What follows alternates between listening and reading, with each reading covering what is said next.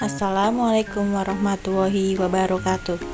Sekarang memasuki tema 4H, subtema 1, pembelajaran 1 dan 2, kelas 4. Cerita fiksi. Cerita fiksi adalah cerita yang dibuat berdasarkan imajinasi atau khayalan dari si pembuat cerita atau penulisnya. Berikut ada contoh dari tulisan yang bersifat fiksi, yaitu cerpen atau cerita pendek, novel, cerita sinetron, telenovela, drama, dan naskah film.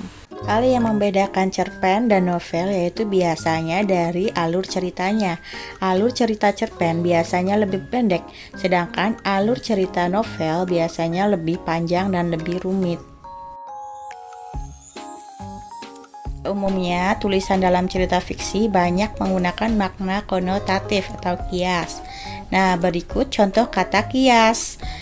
Kambing hitam artinya orang yang disalahkan, buah tangan artinya oleh-oleh, banting tulang artinya kerja keras, buah bibir artinya bahan pembicaraan, main mata artinya melirik, kecil hati artinya penakut, tebal muka artinya tidak punya rasa malu, meja hijau artinya pengadilan, angkat tangan artinya menyerah, angkat kaki artinya pergi, gulung tikar artinya bangkrut, darah biru artinya keturunan bangsawan, sebatang kara artinya hidup sendirian, kutu buku artinya orang yang rajin membaca buku, bunga desa artinya wanita tercantik, serta naik daun artinya mulai terkenal. Dan masih banyak lagi contoh-contoh kata kias.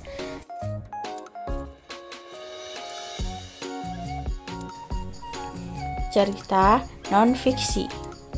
Cerita non-fiksi adalah cerita yang dibuat bukan hasil imajinasi atau khayalan dari si pembuat cerita atau penulisnya.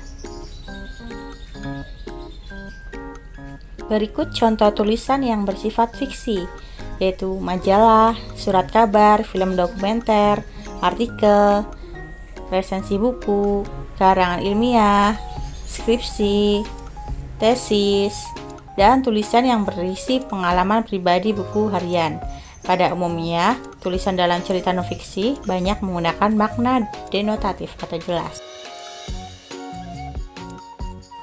Gaya yang menyebabkan benda berikut dapat bergerak. Gerobak dapat bergerak maju karena gaya dorong. Gerobak dapat bergerak maju karena pengaruh gaya tarik. Paku besi dapat menempel pada magnet karena tertarik gaya magnet. Kerikil dan anak panah dapat melesat karena gaya pegas. Nah, perbedaan gaya dorong dan gaya tarik pada gambar pertama adalah pada posisi bendanya. Kemudian pada gambar kedua yaitu gambar magnet dan paku. Di situ terlihat pakunya menempel pada magnet. Kemudian ada ketapel dan anak panah. Kerikil dan anak panah dapat melesat karena ada gaya pegas. Jadi, gerak adalah perubahan tempat atau posisi benda. Benda dapat bergerak karena pengaruh gaya. Berikut contohnya. Ada gerak menggelinding, seperti pada anak menendang bola. Kemudian gerak jatuh, seperti pada buah jatuh dari pohonnya.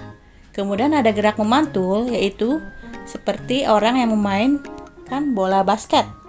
Gerak berputar, seperti pada biang lala atau kincir angin. Kemudian ada gerak mengalir, seperti pada air terjun. Begitulah anak-anak pembelajaran kali ini. Kita akhiri ya. Semoga bermanfaat.